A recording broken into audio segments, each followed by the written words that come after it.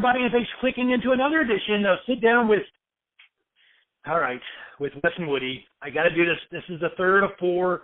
I got to honor my bet. Wes, Woody, you guys already know you're the last one, so next time it's going to be you guys. You don't have a choice. You have to be on the fourth of four, so you guys can make fun of me and do that publicly. It's fine. And besides, I'm actually getting kind of tired of raising your subscriptions and your viewership and everything else, because this is all publicity for you guys. I know I'm making your show what it is. But I'm kidding. Wes and Woody have a great show. Having a great time. Listen, guys, today's going to be a great show. We've got with us today, everybody knows who this guy is, but nobody really knows a whole lot about him. You know, he's kind of this phantom. I think I saw that word today somewhere, kind of the phantom of the Bigfoot world. He's had some great things, and we're going to talk about all that, or as much as we can. Guys, please welcome Mr. Nathan Rio. Hey, Nathan, what's going on, buddy? Hey, man, it's awesome to be here. Oh, man, we know the pleasure's ours. And I got to ask you real quick, would you rather I call you Nathan or Rio? What do you prefer? Well, Nathan's my first name, and Rio's my middle name, so I've gone by Rio since I was like 15, so you can go ahead and call me Rio. Rio it is. All right, this is a Sit Down with Ed Brown featuring Rio, the Utah kid. I've heard that phrase too. I mean, so you're getting all these names. I mean, you know, Nathan, Rio, the Utah kid. I mean, what's that feel like? I mean, you kind of become kind of a celebrity, man. What happened? How did this happen? People tell me that I'm a celebrity, but I'm definitely not a celebrity. You know, the truth is that the Bigfoot world is very small, and you know, people think that having like 6,000 subscribers on YouTube, it makes somebody a rock star, and it's not. That's not a lot, and I'm very ignorant about this subject still. I know very little. I just made a YouTube channel and kind of started sharing. I wanted to kind of make a journal of my thoughts, and then it just kind of exploded from there. And it's just been an animal that I can't control. That's my channel. I get it. I get it. So where is your channel? If someone wanted to find your channel, and I doubt that we have any viewers who don't know about it yet, but let's just see, just for fun, where would someone find your channel? So just go to YouTube and type in Utah Sasquatch and check out my videos. They're pretty boring, I think. and how many videos do you have on your website, on your channel? I'm sorry. Oh, geez, man. I don't know, probably 90 to 100 at this point. I mean, I have a lot of videos that are private, so all in all, I probably have like 140, something like that. Cool. So, yeah. So how does a guy like Rio, how does he get involved with this in the first place? Because you kind of came out of nowhere. It was like there was nobody there, and then poof, there's Rio. What happened? How did you get involved in this? Well, my channel, okay, so like a couple of my buddies in my local congregation, like I found out that people in my congregation had seen Bigfoot, and I had kind of had an interest in it, and I had been researching it online and stuff, actually mostly on Squatch Chronicles. So I love that show too. It's extremely addicting. But anyway. You see how these plugs you get, Wes, Woody? See how the plugs you're getting? Yeah. All right. Yeah, plug. Go ahead, Rio. I'm sorry, Rio. Go ahead. No problem, man. So yeah, like some guys from church, you know, we decided to get together and start going out, because I honestly thought, okay, if Sasquatch is even in Utah at all, there's probably only like one or two of them. And so I thought the chances of me actually finding anything are pretty much zero. But how hard can it be? And my thought process was like, if there is a large animal, like one of these, according to some of the stuff that I had researched, some of these males can get up to like 1,300, 1,500 pounds. And I thought to myself, if there was like a rhinoceros living out in the forest, it would leave a bio footprint or whatever. Sure. So there's definitely going to be a way And if it's a real animal, if it's a biological organism, then it has to absorb a lot of calories. It just has to leave evidence. It has to have routines, daily routines, a diet, sleeping habits, all this stuff. And so anything that moves and breathes is trackable, is traceable in some way.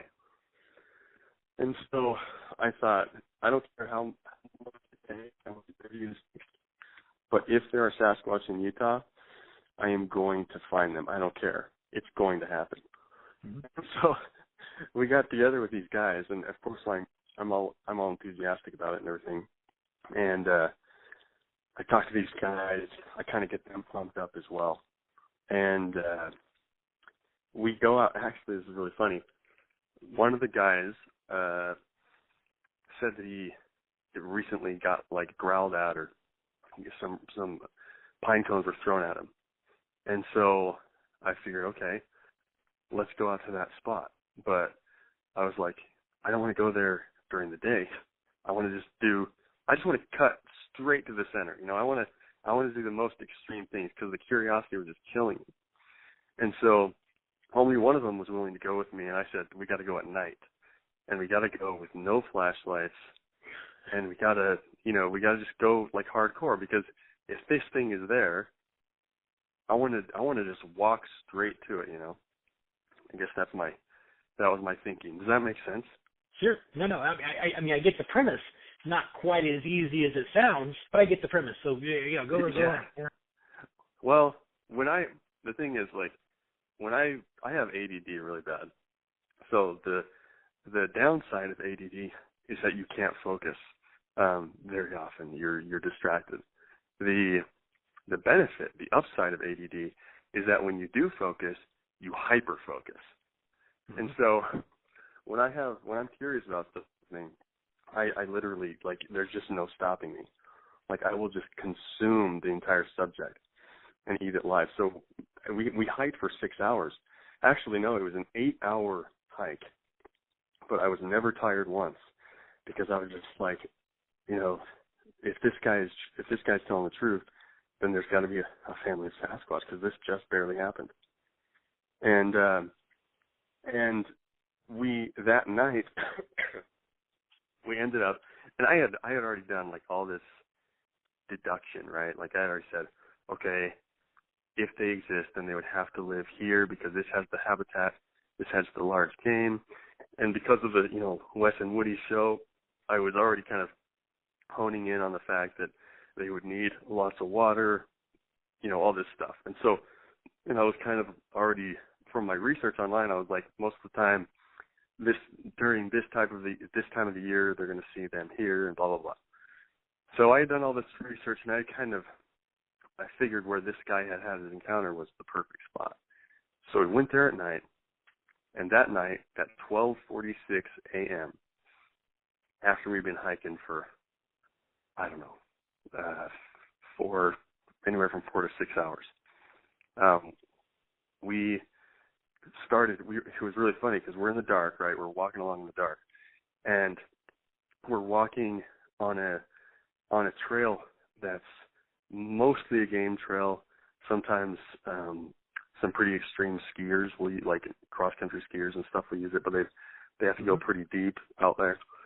We're walking along, and we are seeing these giant footprints. And neither of us, this is a weird phenomenon that I think only people that are out Bigfooting will understand, but neither of us wanted to actually say that it was footprints. Do you know what I mean? Sure. Like, we didn't want to admit to ourselves, like, you try to explain yourself out of it.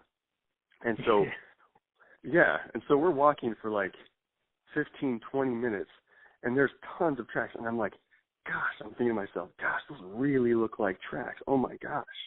In fact, I'm going to send you a picture of one of these tracks. And finally, there was a perfect track. And I was like, I am sure that is a track. But I just walked over it and I kept going. And Josh, my buddy behind me, he stopped. He's the one that stopped and said, hey, this has to be a track. And I'm like, yeah, dude, I noticed it too.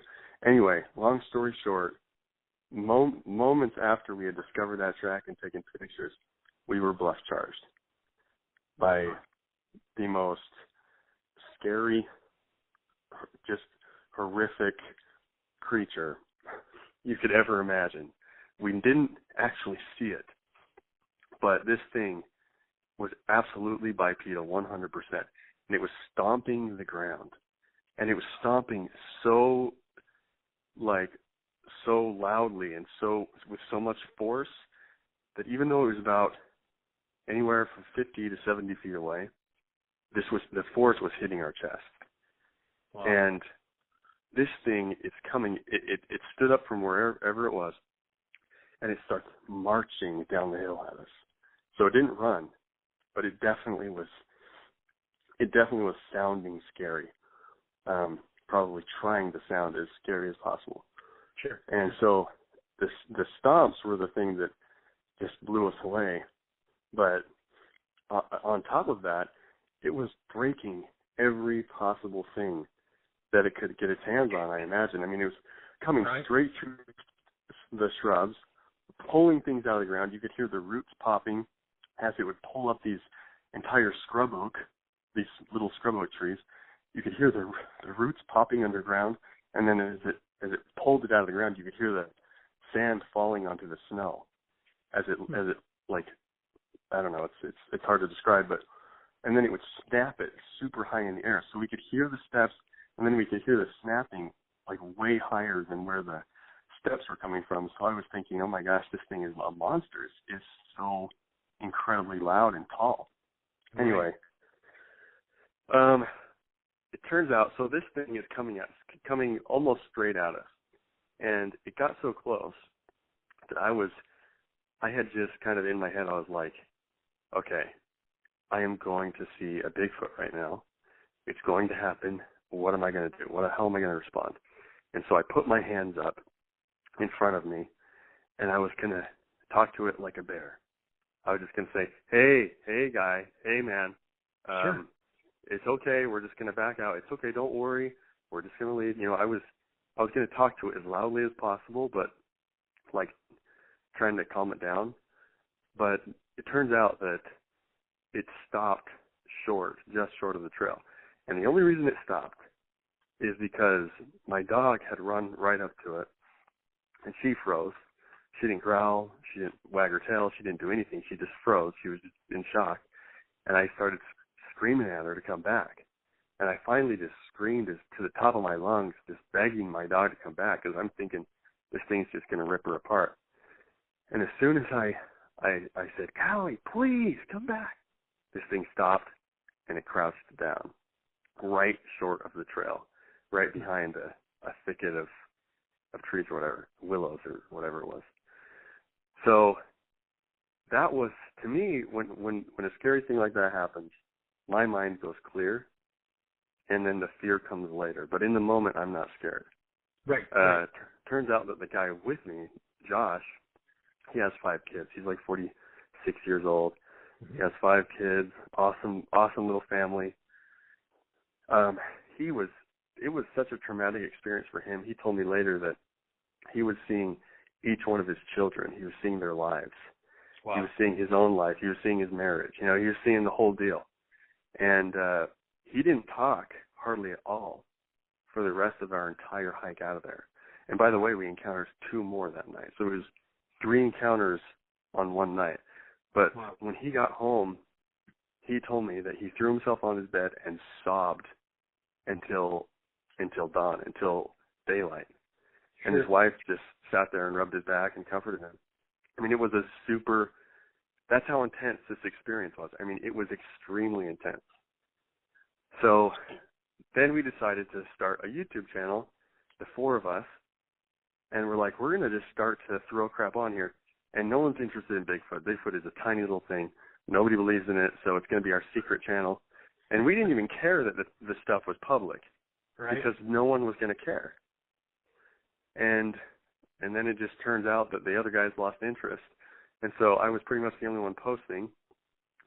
And then suddenly, after about 3 months, 4 months of just, you know, nobody seeing my videos, somehow it just exploded into this monster. and that's it. Yeah, Well, that's my that's a really. I love that story, and I gotta tell you, I just want to ask a couple questions real quick about that first encounter, okay? And even though there wasn't a sighting, I'm still going to call it an encounter because it was terrifying. I mean, and I've been through something very similar when I went out to Jonathan and Sarah Brown's property out there in Washington. Yeah. I had a bluff charge, which was very similar to what you just described. So, oh, really? Yeah. So now you said yours happened in the snow, and it was like tearing trees out of the ground, small trees, but tearing trees. Did you go back the next day and look at the area to see the carnage or the destruction that this thing left behind, or find anything? Did you ever go back to look for that? Yes, we did. But I left out a little detail. The interesting thing about this, and this is kind of a weird enigma for me, the tracks were straight on the trail, and it had just snowed earlier that day. Mm-hmm. There was it was just a thin layer of snow. I mean, we're not talking like heavy snow. Sure. It was probably like only 6 inches or something. Anyway, it snowed earlier that day, and then it snowed again the very next morning. So it was right in between storms, like right in between two blizzards. That's weird to me. But so that's where their tracks happened, way up in this remote place on a trail, which is bizarre, and it happened right between two storms. Right. And let's emphasize real quick before you go. I just want to emphasize real quick. When you say the word trail, you're not referring to a trail that people walk all the time. You're referring to a game trail, sometimes used by cross-country skiers. That's what you're referring to. So when you say trail, you're not talking about a high traffic area for people. So this isn't like somebody was hiding up there waiting for you guys. I mean, it's not that situation, correct? Okay. Oh yeah, absolutely. There's absolutely no way, at all. There's no way this could have been a hoax, because we encountered two more. We encountered three of them that night, and they were all different individuals. They all had different tracks right around the place where we encountered them.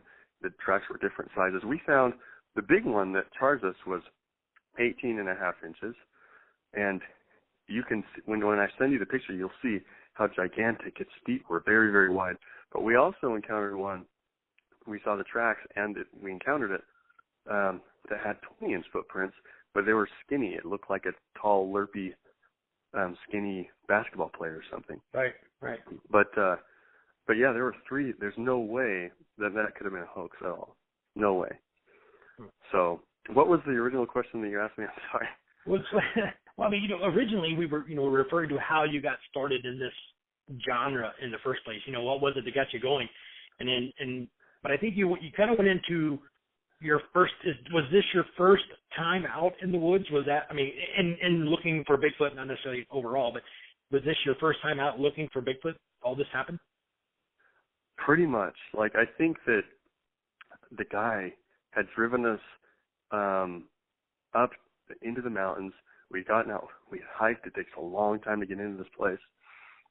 And he had shown us from a distance, that is where this is, that is where this is, but he didn't want to go in. And so, he just basically wanted to let us know where. Mm-hmm. And I don't think I had ever gone out seriously, like, quote unquote, Bigfooting, So it just happened that I was just super lucky. I pinpointed, I zoned in. Before I had done this, I had made a map, and I had put pins on the map, and I had drawn circles where the sighting clusters were, because I don't want to waste my time walking around in the forest. I want to optimize my chances. So this was the very first time I had gone Bigfooting, and it was crazy. I've never experienced a bluff charge that intense since, and I've never found that many tracks in a trackway.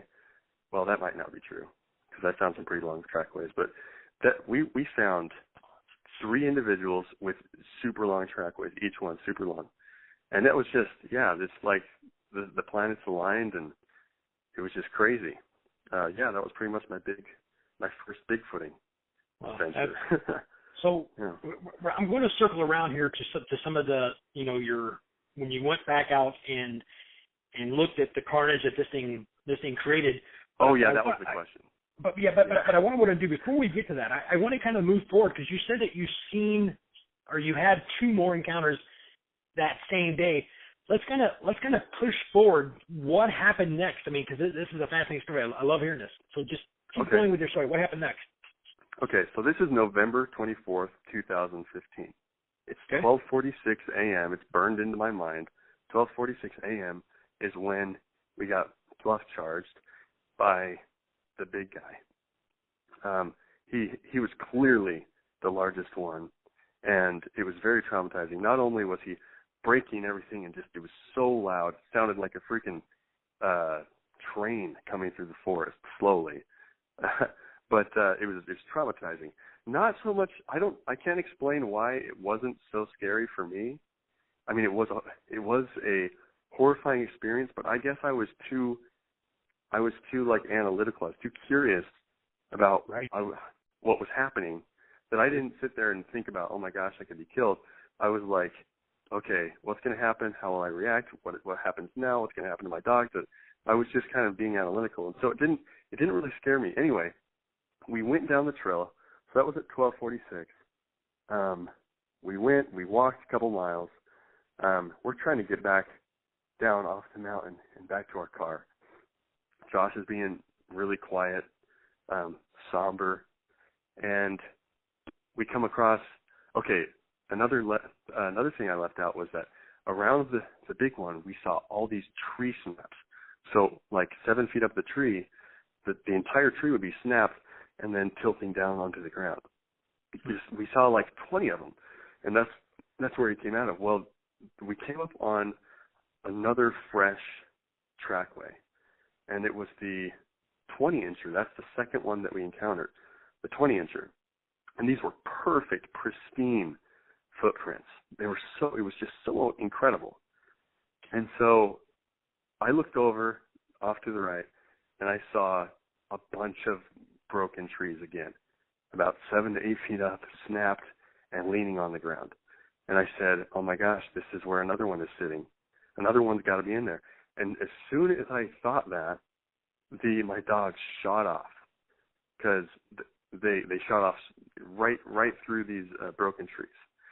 And they start doing their thing where they're kind of anxiously circling something, like an object of interest. And they don't do this with any other animal. If it's a squirrel, they'll run at it and try to get it. If it's a deer, they'll run at it and try to get it. But with this, they would stay about 15 to 20 feet back and just kind of circle around it and nervously chirp and bark and kind of just bounce around, like they were very interested, but they also weren't going to go anywhere near this thing. Well, suddenly, this pine tree, there was a thicket of pine trees, and stuff starts shaking around, and I hear this stomping again. Boom, boom, boom, boom. And it sounded like it was kind of, what's it called when you kind of lunge at somebody, but you're just pretending? Like you just like a little bluff charge, Yeah, like a tiny bluff charge, but it's just like one step. It sounded like it was doing that, and it started breaking sticks off and throwing them out of the thicket at my dogs. And you're seeing this. You're seeing these sticks come flying out of this little group of trees towards your dogs. Oh, yeah. Okay. Yeah, absolutely. And the stomping. And it's also shaking things. It's shaking the bushes, and I can see all of this, but we can't see the actual creature. In fact, none of the 3 encounters that night were sightings. But it was abundantly clear exactly what it was. I mean, no other animal grabs trees and shakes them and then breaks the sticks off and throws them. I wish I had a thermal camera. I mean, I can't tell you how many times I've thought about this. But, yeah, I mean, and obviously there was a tree break, and most, blatantly there were the pristine tracks all over the place. This one had actually didn't walk in a straight trackway. This one had actually kind of moseyed along, gone in a couple circles, sidestepped. It had wandered around in the middle of this clearing, and you could tell that it was just kind of, taking its time screwing around or whatever. It wasn't this nice straight trackway. but there were tracks going right back to where my dogs had gone. And so I scream at my dogs again. Obviously, the first encounter was scary enough. I want to get my dogs out of there as soon as possible. And so we didn't spend any time on that one. I just said, go, let's go.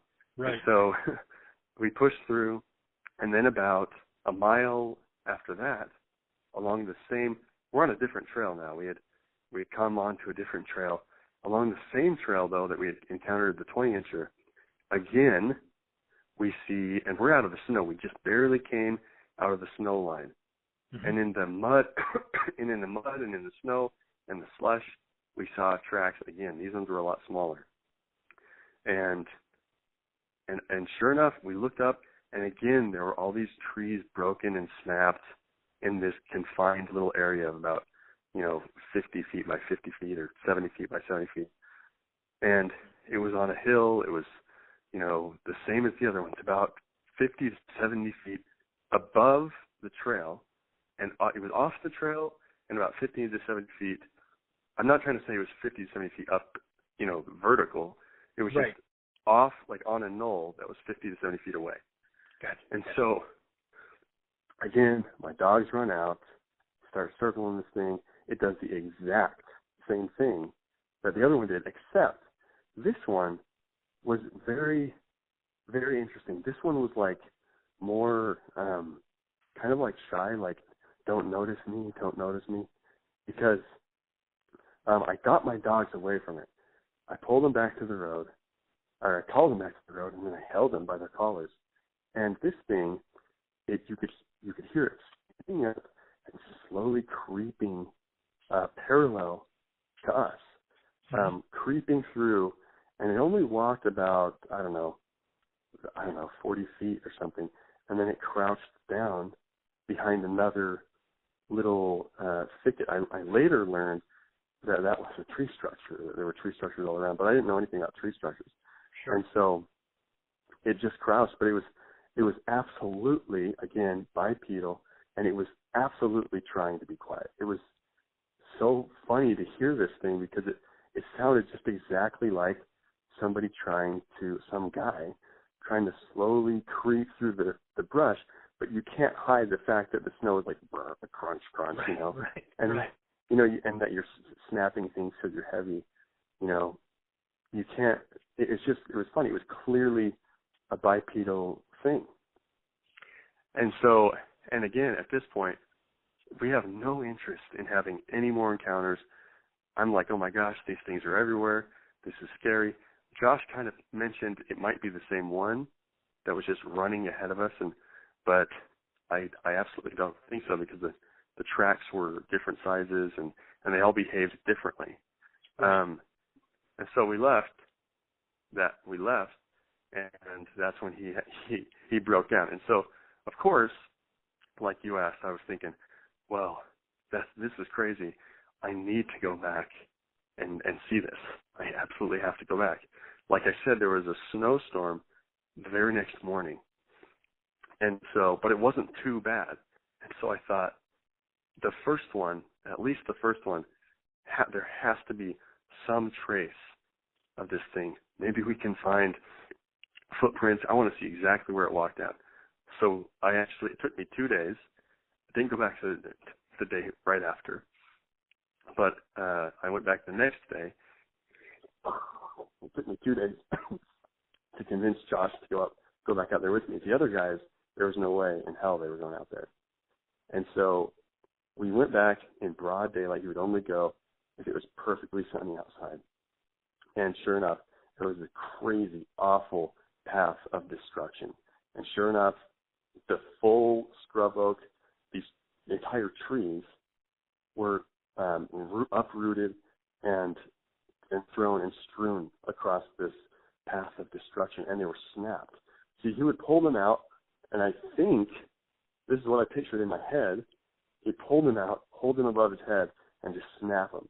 And if you've ever heard something that's like 4 inches or more snap, and there's no rot or anything, it's just a healthy tree, if you've ever heard that sound, it's like a gunshot. It's extremely loud. Yeah, I'm not sure we could consider that a snap. I think it's more of a of a bang. Yeah, no kidding. Yeah. And so, yeah, these things were everywhere. It was all covered in a thin layer of snow. Again, probably 4 to 5 to 6 inches or something. But sure enough, and this was the cool part for me, is we could see these giant impressions. They were just kind of sunken in the snow because the snow had filled them up. But they went exactly the way that we heard them come. They were right in the path of destruction. They were clearly a consistent size, very deep, and there were structures all along the way. And Josh is like, he went up to the very top and he said, this is where he had to be sitting. In fact, when you come out here, I'm going to show you all this. Yeah. I literally will show you the entire thing. Yeah, and I'm looking forward to seeing that area. But just to kind of ask a real quick question, I don't mean to throw you off or no. stop you there, but when you turned around after the first encounter, the first experience, and did you come right back down the exact same hill, like the same way you went up? No, we didn't turn around, dude. No, there's no way because this thing was coming down the trail. Mm-hmm. We had kind of passed the place where it was sitting, and so we were too far past it. And yeah, there was no way we were going to go back. We had to push forward because this thing was going to murder us. This thing was going to, rip our faces off.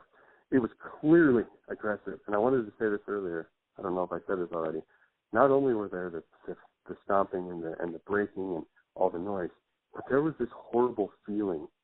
There was this dread. It's just this horrible dread.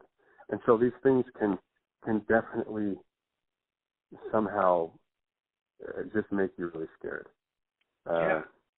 Anyway. So this thing kind of came from behind you and forced you to keep going the direction you were traveling. I misunderstood. I thought you meant you turned around and came back towards where the car was. So I misunderstood you. I apologize. I'm sure the listeners got it. They're much better listeners than I am. My listeners are. So yeah, we had to continue. We just continued along the path that we had planned to come. It was a giant loop back to the car. But yeah, it was off to our left, like I said, about 50 to 70 feet, and it was slightly behind us. So that's how it happened. Yeah, and then since then, I mean, that was like, for Josh, that was like, all right, dude, I'm pretty much done. For him, that was the end. Like, I don't think actually he has gone out with me once or twice since, but he won't take any risks. He won't go anywhere deep in the forest, especially not at night. I mean, he's done. He was spent after that permanently. But I was like, that just set me on fire. I was like, what the freak? This thing, there are these giant hominids, like just hanging out in the freaking woods. Oh my gosh, that blew my mind. I mean, it's one thing to kind of be sure that, it's one thing to be convinced mentally, like through research, that they're real, but it's another thing to literally know that they're real, firsthand, in a personal way. I mean, it was just freaking crazy. I get it. You are exactly right. There's a, what is it? I think Dr. Meldrum actually told me this. He said there's a difference between, I think it was him anyway, but someone said there's a difference in being a believer and being a knower, and there is a difference, Yeah. Yeah. But yeah, man, that from there, I was like, okay, this is crazy fun. This is fun because this represents, the reason that I saw this as so significant, among other things, is that this represented the edge, the fringe, the outer borders of what people know, including scientists, academics, everybody. This was like hitting the wall of human knowledge. This is hitting the wall of consciousness or whatever. And I was like, how can people not say this is real when I just encountered 3 of them and their tracks were freaking everywhere? Right. How can people say this is not real? I mean, it's kind of a beautiful thing if you think about it. It's a beautiful, like, learning tool, because literally everybody is wrong about this thing. Like academics, scientists, your ecclesiastical leaders, the media, the general public, pop culture, everything, everybody together is wrong about this thing being fake or whatever. And that, to me, is way more fascinating than the existence of Sasquatch. I love that, and I completely agree with you. It's the psychological issues that I find as one of the most interesting things about the whole genre. It's exactly. Like, I've said publicly, you have to explain one of two things. You have to first explain why are so many people seeing very similar things. Now, their perception may be a little different, but it doesn't make them wrong.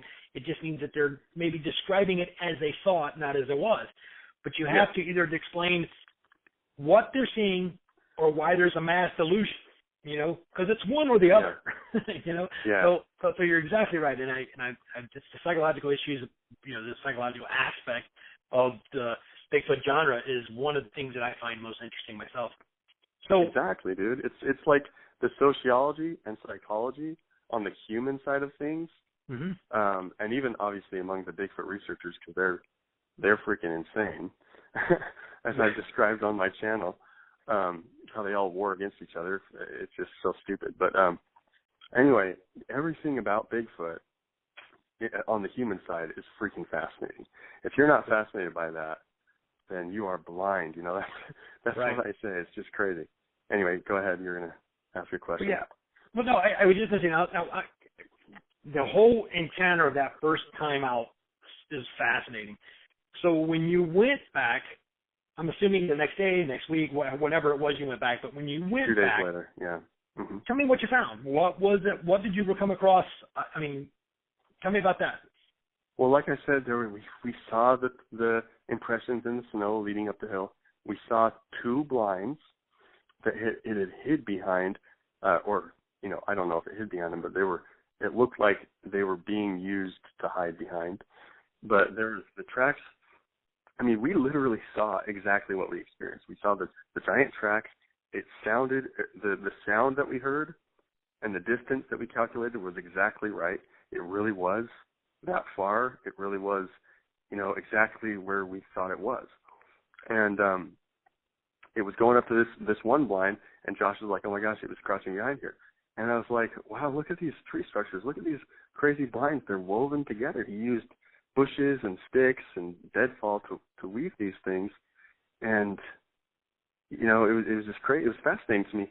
The idea of tree structures hadn't really dawned on me yet. I thought it was I'd heard researchers mention it, but I thought, man, these guys are dumb. Like, it's deadfall. They're getting excited over nothing.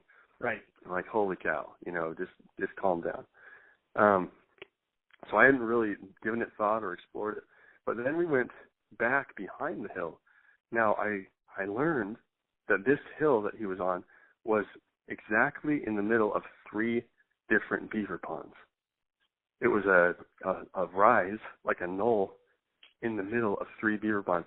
And they're like all the main game trails of the forest came and converged somewhere near this hill. And so I was like, oh my gosh, like this is perfect strategically. I can completely understand this. And when we got kind of further back into the forest, that's when I saw this huge, like basically it looked like a camp. Mm-hmm.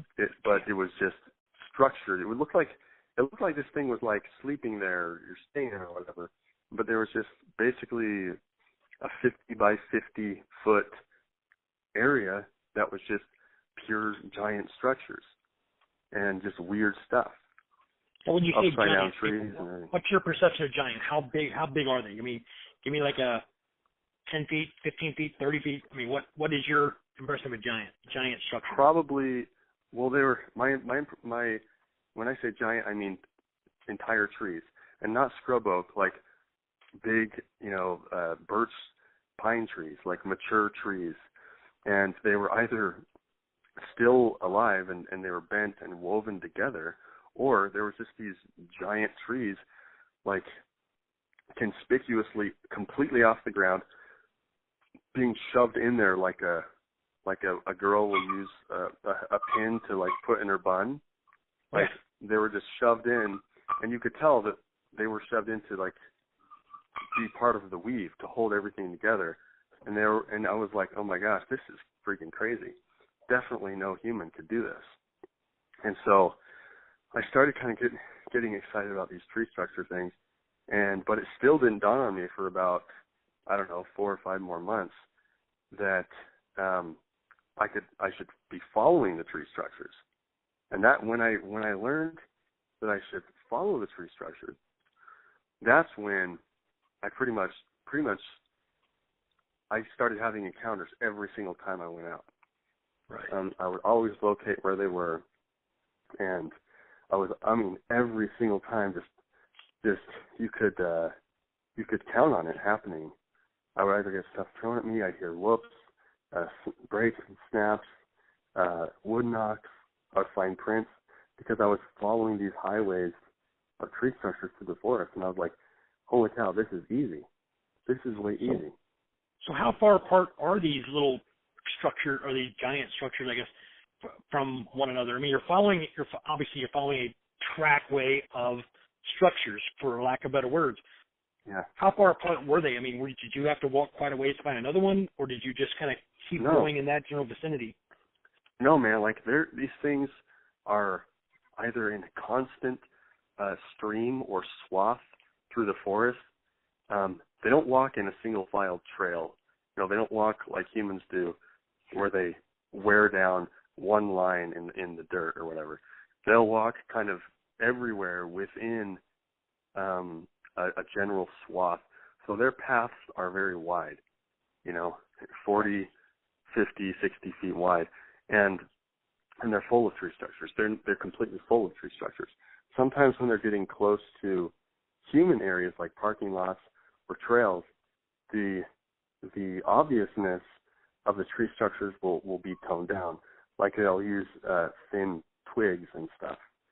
And this isn't always the case. Sometimes big obvious tree structures are right on the side of the trail. But I think that they're fully aware that humans literally just have no perception. We totally don't notice what's happening with the deadfall. So they can get away with anything. But the tree structures, they're big and little. When you're getting into an area that's more like a wallow, I call it a wallow. Mm-hmm. I know that's incorrect because a wallow actually means something that wallows in mud. But that word just came to my mind and it's just stuck. But a wallow is basically like a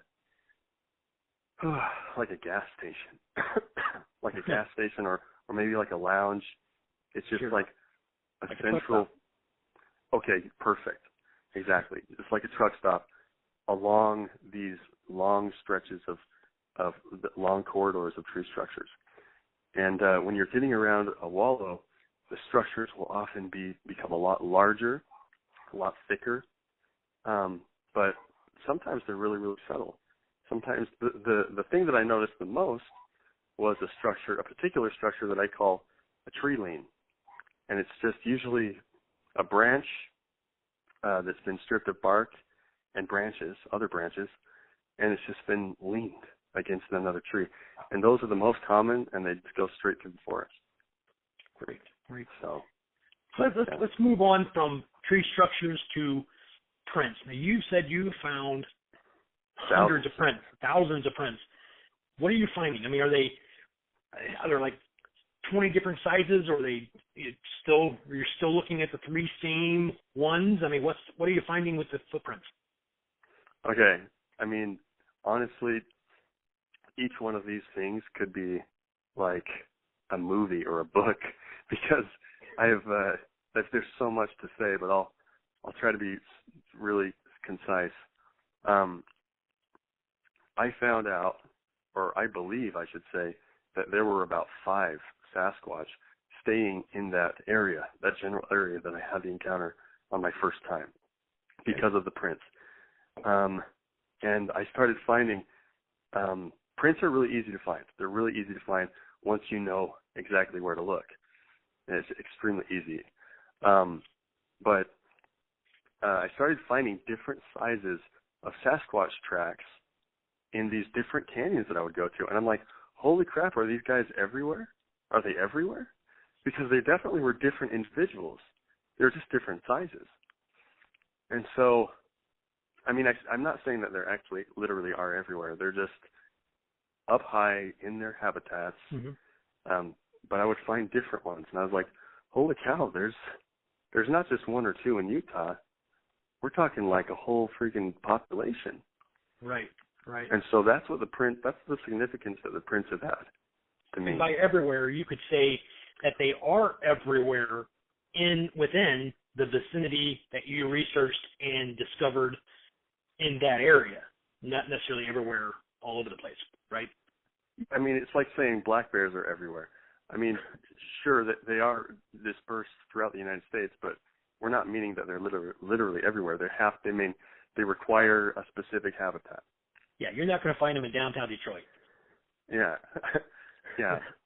So, but yeah, that's actually where me and Dr. Meldrum. He's actually a guy that I've known for a long time because we were we worked on a project together almost like a decade ago. Anyway, we butt heads on that. Oh, go ahead. Yeah. No, I was the project you guys worked on. Was it Bigfoot related? No, it was our church actually. Gotcha. But okay. But yeah, he's a member of the same church that I am. So he and I have disagreed on that. He says that there are probably less than 5,000 Sasquatch in North America, and of course, I totally agreed with that at first. I thought that's logical. That's why no one finds them. But I don't believe that. I think that he is extremely mistaken with that. Now, for your listeners, don't put too much stake in what I say. He's the expert. He's a doctor. I'm a nobody, so I'm probably right. But just based on my own perception and experience, man, there are way more Sasquatch in North America than just 5,000. Right. So I mean, I'm thinking. I know this is crazy to say, but there are about 5,000 black bears in Utah, and I've seen 6 Sasquatch, and I've never seen a single black bear in the last 2 years. And so I think there are more Sasquatch than black bears. And I know that's crazy, but yeah. Yeah, I mean that's a huge claim. You know, I think that it is. I won't say that I would be completely in agreement with that, but that doesn't make me right. You know what I mean? So, just keep going. This is great. So you've got your, based on your own research, you've come up with a number. What would you guess the number to be, as opposed to say black bear? Well, first let me say I really don't think what I'm doing is research. I hate the term, at least in the Bigfoot world, I hate to use the word research because evidently other Bigfoot researchers think that the word itself has credentials. You know what I mean? They think saying I'm a Bigfoot researcher is basically like letters after your name. You know, they think that it means all of these stupid things. I don't like to use the word research at all because of the way that it's construed. And the truth is, I'm literally just a kid with ADD walking around in the forest thinking, oh my gosh, I still can't believe these things are real. Even to this day, I think that. And the curiosity is just really strong. I'm just an enthusiast. I really am. And I'm usually wrong. I mean, I've switched my opinions on so many things because I've gone along. I've learned, holy cow, I was totally off on that. But to answer your question, let's say 5,000 bears in Utah. I mean, there are probably double that of Sasquatch. I would say, at least. That's just in Utah. I don't know. Just in Utah, man. We have tons of mountains and beautiful forests here. You'd be surprised. I've driven through quite a bit. In fact, I'm going to be going through there next week, but I unfortunately won't be able to stop. But I will be loaded. But yeah, I definitely love the area. And you're right. In that area, it is some beautiful, beautiful countryside. You got some gorgeous mountains with lots of thick trees. Definitely ideal for a Sasquatch habitat. Yeah, I learned that it was. And yeah, there we have the beautiful Rocky Mountains cutting through the state. It's nothing like Colorado. I mean, those mountains go forever. But yeah, we have some good mountains out here. So awesome. Now, Rio, we could sit and talk about your encounters and your findings all day long. But we try to keep the show, close to an hour, and we're already creeping up on about 45 minutes so far. So I want to kind of switch gears, and I'm telling you, listeners, if you guys are interested, I just became subscriber number 7,186 on the Utah Sasquatch page. So I want to tell all my viewers, if you want more on his research and what he's got going on, go to Utah Sasquatch page, channel, subscribe. Videos I'm kind of scanning down through your channel now. He's got lots of videos on there, and I'm going to spend some time watching them as myself.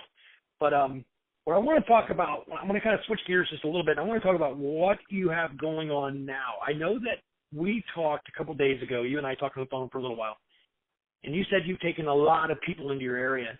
Kind of tell me how that's going. Why are you doing it? Because most, and I know you hate to use this word, but most researchers hate for other people to go into their area. It's some kind of protect mechanism or whatever. How is that going, and what do you got up next? What do you got going on? Okay, this is so important. I'm glad that you brought this up. This is so important. Number one, I don't have an area. You can find these things wherever there is habitat. I seldom go to the same spot twice. Mm-hmm. I've gone back to certain areas. There's certain areas that I like, and I've kind of become more accustomed to the Sasquatch there. For example, the one that Bluff charged me and his family, those guys, or I think it's the same group. I'm not sure. I'm starting to think there are, instead of just one clan, I'm starting to think there's kind of like a neighborhood of them in one specific area. It's just a theory. But anyway, they started whistling to my dogs every single time I would go there. There'd be this super loud whistle off in the woods. And if my dogs didn't come to them, they would keep whistling. And Alfie, he's not too gifted. He doesn't have a lot of brains. He would always run straight. And sometimes, I'm not exaggerating. Sometimes they would keep Alfie for like 4 hours. And I'm like, oh my gosh, like what? I can't deal with this, guys. Like, you got to stop. But he would always come back happy as a lark. They would take Callie. They would whistle to Callie as well. My dogs were never injured except for one time. Anyway, sorry, that was a tangent. But sorry. Yeah, there's no area. I don't have an area. And I was going to say something else, but here's the thing that happened to me that's kind of got me to kind of wake up about how crazy things are in the Bigfoot community. I posted a video called Monument Wallow, and it actually wasn't even anything too extraordinary. There were some vocalizations in there. People got really excited about that. I actually had 2 sightings on that same day as I was filming both times. You can't see the first one, but you can barely see the second one. So I posted that video, and what happened is the internet just descended on me. They started criticizing me, and my channel started to become more and more popular, which was scary. And then what happened is people started sending me pictures, like selfies and stuff, of themselves in Monument Wallow or in the actual area. Everyone wanted to know where this thing was. Right. And I was like, oh my gosh, that was really alarming. And at the time, I still felt like Sasquatch were were vulnerable and people could go and hunt them.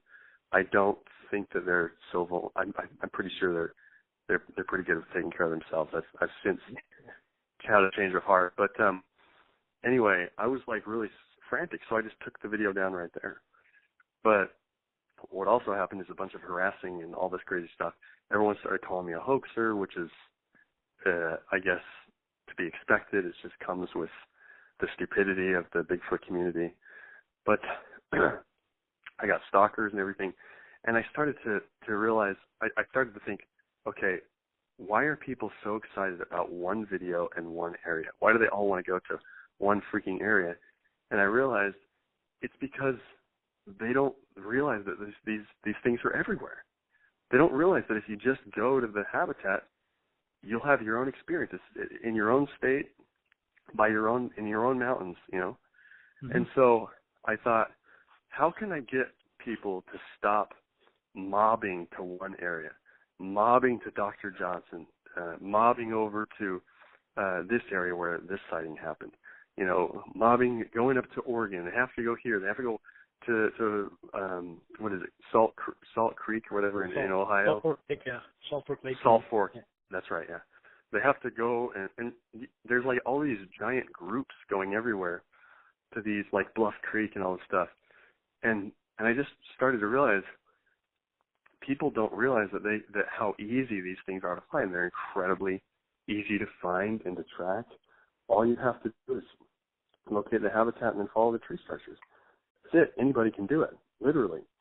And so I came up with this project called Project Go and See, because I'm like, why in the hell aren't people just going and seeing for themselves? Why do they have to crowd around these celebrity researchers and just catch the crumbs that fall from the table? Why don't they go out and just have the full freaking experience?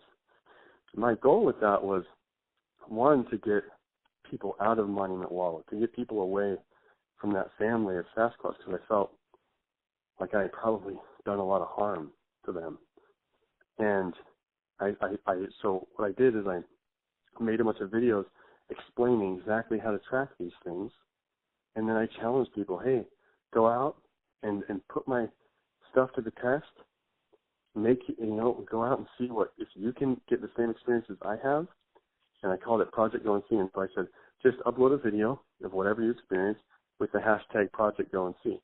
And that just took off, man. It's been crazy. I could talk to you about that forever. It's been so crazy. So many sightings. Oh, my gosh. It's been awesome. So people stopped mobbing. And so I think that's I hope that was a good thing. Right. Do you think by mobbing, do you think that your term mobbing, do you think that there is a chance that people going into an area, I don't know, let's just use one that you named, let's say Bluff Creek, hypothetically, by people mobbing Bluff Creek, do you think that will eventually run them out, or maybe has run them out of Bluff Creek? Yeah, I totally think so. Yeah.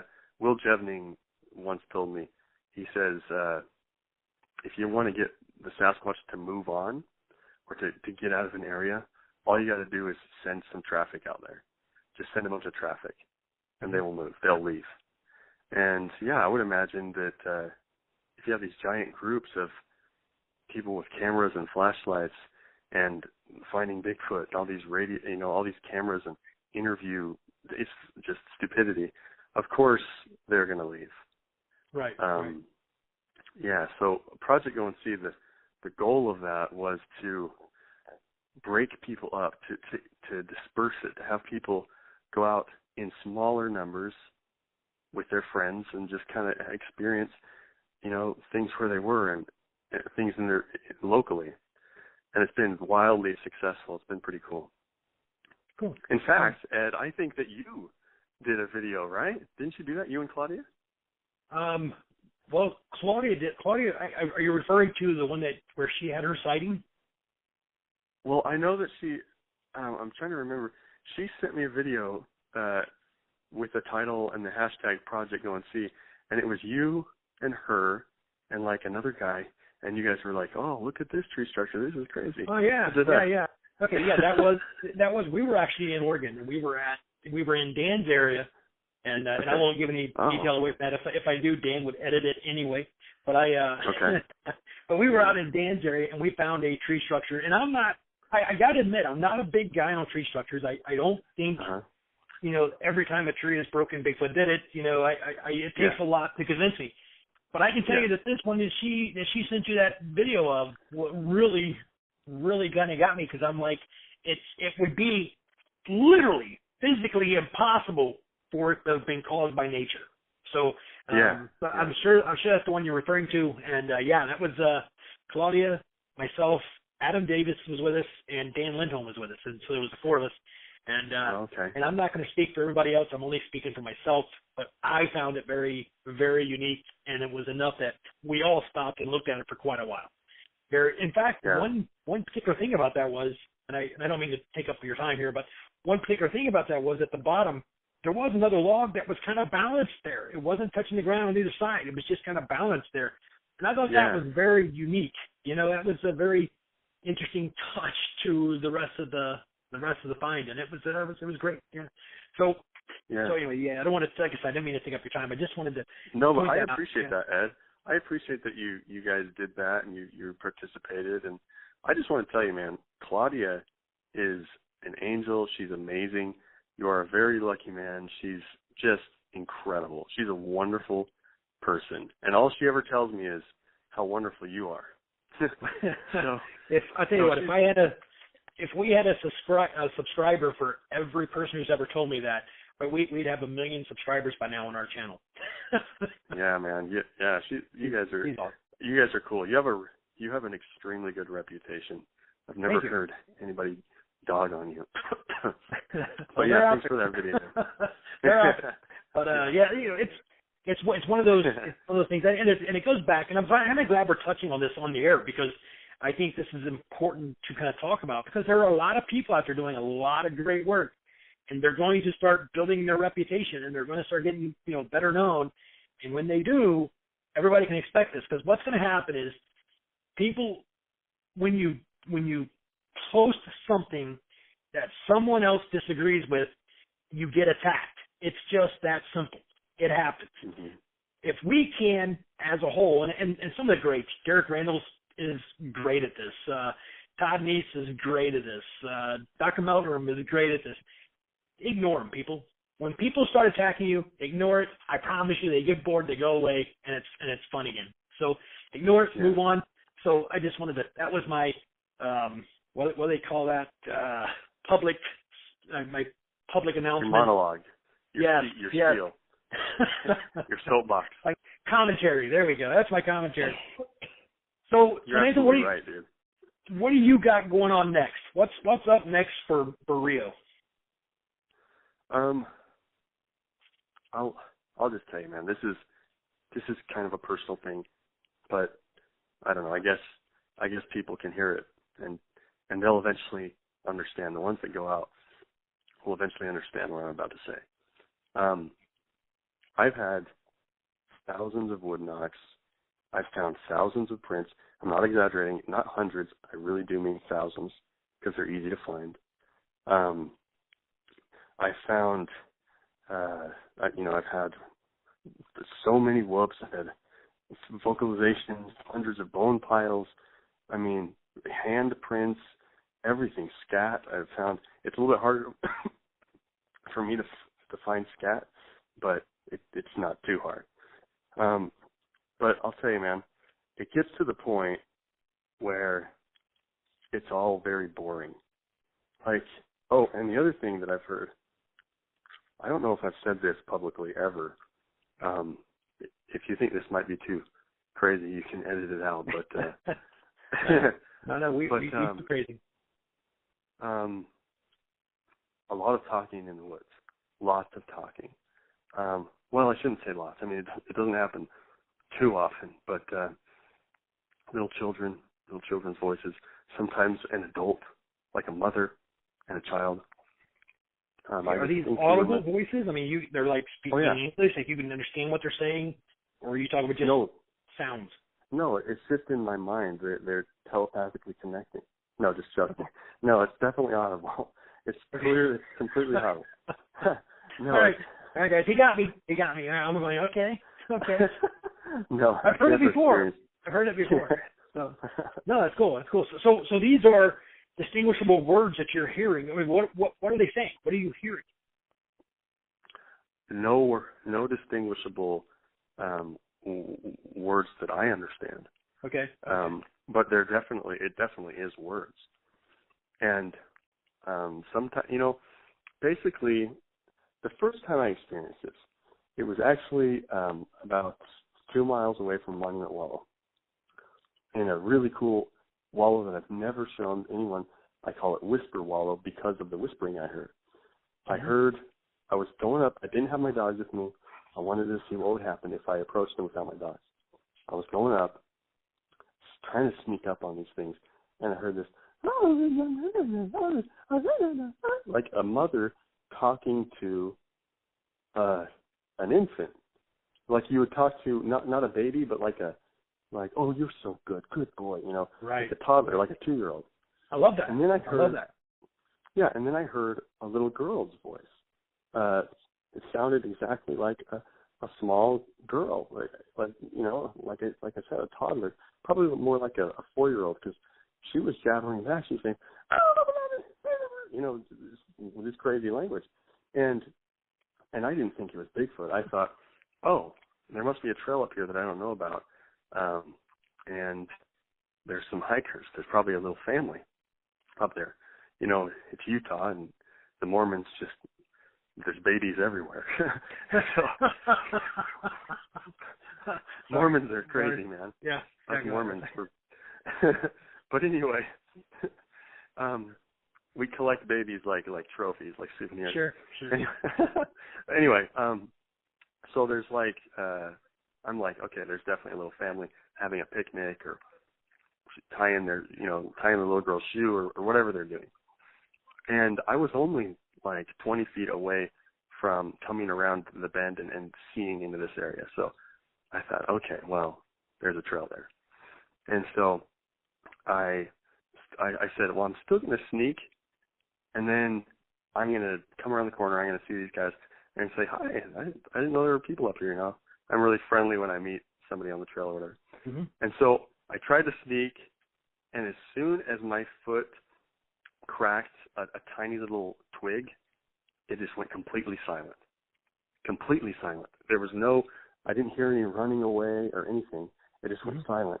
And I came around the corner, and there was absolutely nothing. I mean, there was a beautiful wallow with all these cool things in it, but there was absolutely nothing standing there. And that, I can't tell you how many times that's happened.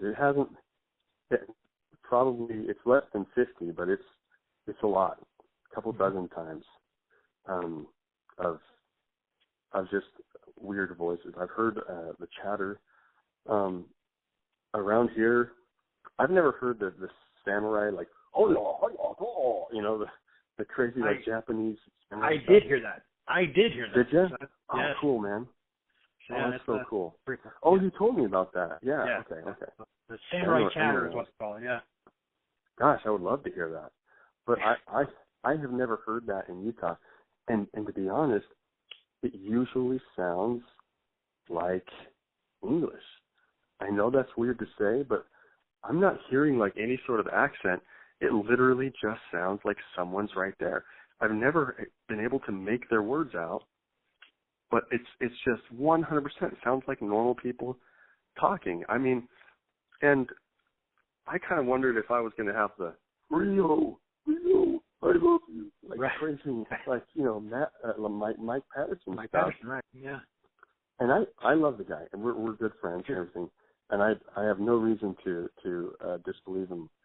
He's awesome. But I've never experienced that at all. I've just experienced like normal sounding vocalizations. And of course I've heard the screams and everything else, the growling, all that other stuff. But the samurai chatter, no. And the weird throaty guttural stuff, no. But what was the original question again? I'm so sorry, dude. No, I love this. I love it. I do. No, it's quite all right. I was just asking what is next for Rio? What do you got going on next? What's coming up? What are we going to hear? What's the next thing we're going to hear about Rio? Okay. This is what I was trying to say originally. I'm really bored. It's so easy to get all these things. Mm-hmm. And so right now I'm kind of at a point, you hit these walls. And you overcome them, And right now I'm at a wall. And for the life of me, I cannot get anything beyond what I've been experiencing. Mm-hmm. And I'm thinking to myself, these are intelligent primates. They're intelligent hominids. That's what I believe anyway. There's got to be a way to get closer to these things. And so that's what I'm working on right now, trying to figure out what on earth, where do I go from here? How do I actually go and become a friend of one of them or see them more often? So that's kind of where I am right now. I'm kind of bored. I'm frustrated. But What's coming down the pipeline is I'm going to pay a guy to edit 2 outdoor videos a week, and I'm going to do 2 videos a week on my YouTube channel. So I'm going to try to be consistent for this entire. Dude, 2017 is the year of the Bigfoot. I'm telling you. Amen. Something special about this year. Yeah. So are you going to keep using the Utah Sasquatch for that as well? The Utah Sasquatch what? A channel. Are you going to keep using the Utah channel for that series? Yeah, it's going to be right on my channel. Yeah. Good deal. Yeah. Well, Rio, listen, man, it has been an honor to have you on the show, and just for a little update for people, I haven't talked about this yet on any of these shows, but I am going to start a new show soon. Where I'm actually going to go out in the field. I'm going to go out, and it's not just Bigfoot. I mean, I'm going to be doing any cryptid, paranormal, extraterrestrial. I don't care. I'm looking for people who have had sightings of something strange, mysterious, and I'm coming to you, and we're going to do an interview at the location. If you're interested, put a note at the bottom of this channel, bottom of this video. We will get back to you, I promise, and that should be a lot of fun. And Rio has already agreed, when I talked to him a couple nights ago, that he was going to participate in that as well. So you are going to see Rio again on one of my shows. So that's going to be a lot of fun as well. We're going to do that, springtime, Rio? Yeah, dude. Whenever you can come out here, I'd be glad to do it with you, even for a couple of days. Mm-hmm. Totally fine. Yep. That's going to be fun. We'll get out there. We're going to check it out. We're actually going to, And I guess I need to touch on this real quick because, Rio, you said something earlier, and that you were talking about. We were discussing about traffic coming in and running them off, and then you mentioned something about video cameras and people coming out and everything else. And that is obviously not my intention, and I hope that doesn't happen. Oh no, of course not, man. No, I understand that. Yeah, I'm not talking about bringing a big film crew to these locations, and I'm saying this to the listeners. I'm referring to just myself. A little camera that I can set up. We'll have fun with it, and it'll be a lot of fun. So yeah, now watch you show up with the Discovery Channel. Oh, Rio, surprise! No, man, I'm looking forward to it, dude. I'm looking forward to it. It's gonna be really fun. Yeah, I wish I had those connections, but unfortunately I do not. So, well, Rio, listen, I want to say thank you for being on the show. Thank guys, you, listen. I want to tell all my listeners: you get up in the morning. Pour yourself a cup of Sasquatch coffee, sit down while you're drinking your coffee, get on your computer, go to YouTube, type in Utah Sasquatch, subscribe to his channel, and I'm going to say, I started the show with it, I might as well end the show with it. Also, make sure you go to Sasquatch Chronicles and check out their show, because Wes and Woody do a fantastic job with Sasquatch Chronicles. It's a lot of fun, and it's very entertaining. So make sure you check that out as well. If you haven't subscribed, which I'm sure you have, please do so. So, Rio, is there anything that I didn't mention or I forgot to add or anything else that you want to touch on? No, man. I just want to say, it's a huge honor, Ed. You're a great guy. You're funny. You're really cool. I appreciate that you brought me on, and I heard about you from Wes and Woody as you guys sat there and made fun of each other for like a half an hour. And I was like, this guy is fun, man. So it's a huge honor for me. So. Listen, I'll tell you what, man. Wes and Woody are really good people, and if you, I tell you what, if you get a chance to meet them, don't let their size intimidate you, because they're just big. They're just little big teddy bears. They're great. They're funny. They're very laid back. They're great personalities, great guys. And if you get a chance, if you know they're going to be somewhere, you got to go say hello to them, because you won't regret it. They're great guys. So anyway, Rio, with that, we are going to end the show. Guys, make sure you keep watching. Next one's going to be, hopefully, Wes and Woody on the show. So you got to watch that one. That one's going to be, as Rio just said, we're going to make fun of each other quite a bit on the show. It should be a lot of fun. We're gonna find out some things that nobody knows about Wes and Woody, and they don't even know they're going to talk about it yet. So stay tuned. And with that, we are out.